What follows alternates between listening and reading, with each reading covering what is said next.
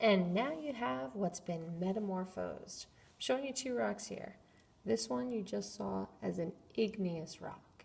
You can see the crystals are interlocking, growing together as it cooled. See the pink and the greenish and another pink and some white?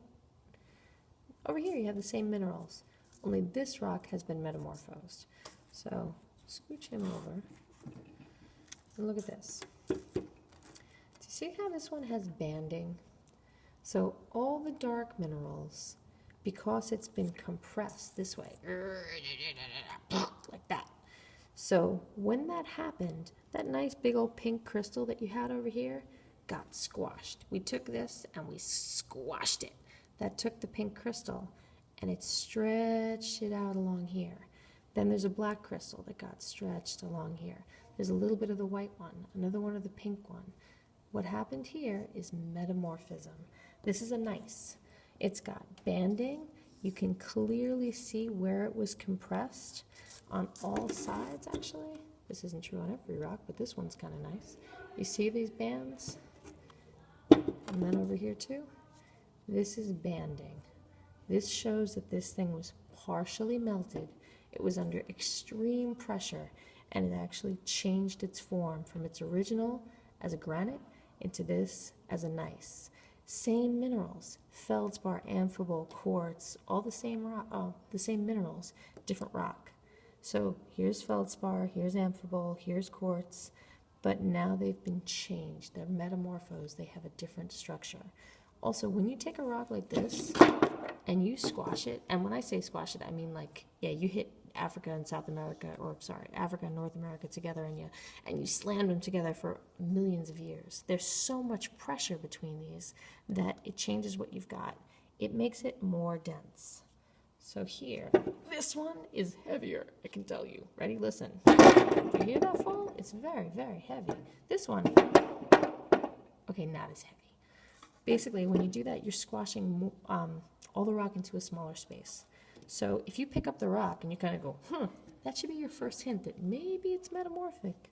So this is a really nice example of a metamorphic rock.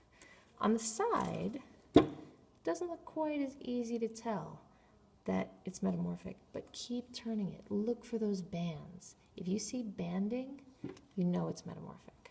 Here's another one. This is another cool feature. Folds. You see how you can see the little squashy bits?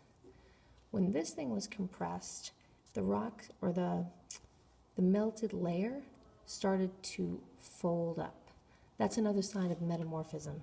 So metamorphic, hey look, it's kind of like an M, see? Up and down and up and down. Okay, it's a stretch, but it works. This is metamorphic because you can see banding and you can see folding. The scientific word for that is folding. No, really it is. There's also foliation, which just means that you can see these nice little layers that it's made, the bands, all because of the pressure that it's undergone.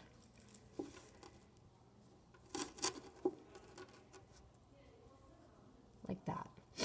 So these sometimes kids get confused with a sedimentary rock that has layers. Let me show you.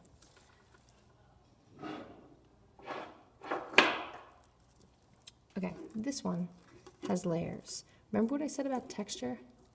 This still feels like sand. It has nice straight layers. Basically, sand was deposited, the tide went in, the tide went out, a beach happened. So this is the sandstone. This one does not feel sandy. It's undergone so much pressure, it's smoother. It's also denser. This feels kind of light and airy. I know it's smaller, but really it does. So the one that feels smoother is metamorphic. The one that feels sandy, gritty, clastic, this is sedimentary. Metamorphic, sedimentary. This has banding, this has layers.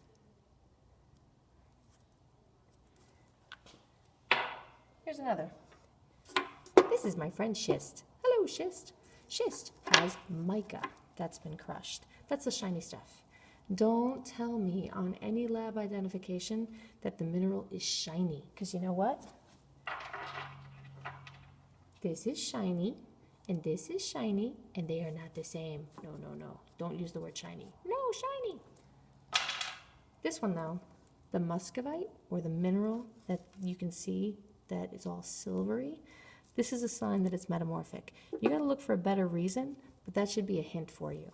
You can definitely see banding in this one too. Even though it's small, you can see black, white, black on the sides over here. This holds foliation. You can see that it has a curve. It goes up, it goes down, it goes up, it goes down. That's because it was crushed. It was under severe pressure and heat for a long time, and it changed from being a mudstone into being this lovely little schist. Then you got, oh, here's another schist. Hello. What's cool about this one is, see these little holes? They once held garnets. Oh, no, I lie. See how they're square? They once held pyrite.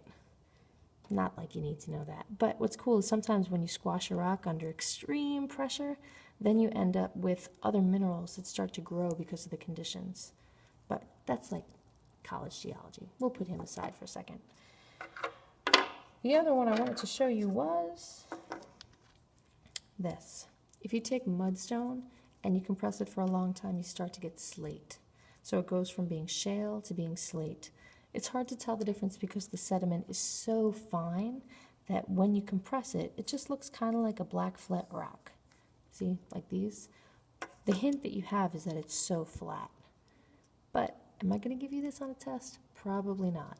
In college, you'll have an idea. It's also denser and smoother, just like the other ones. Here's another. So there you go, metamorphic. So let's do a little quiz here, shall we?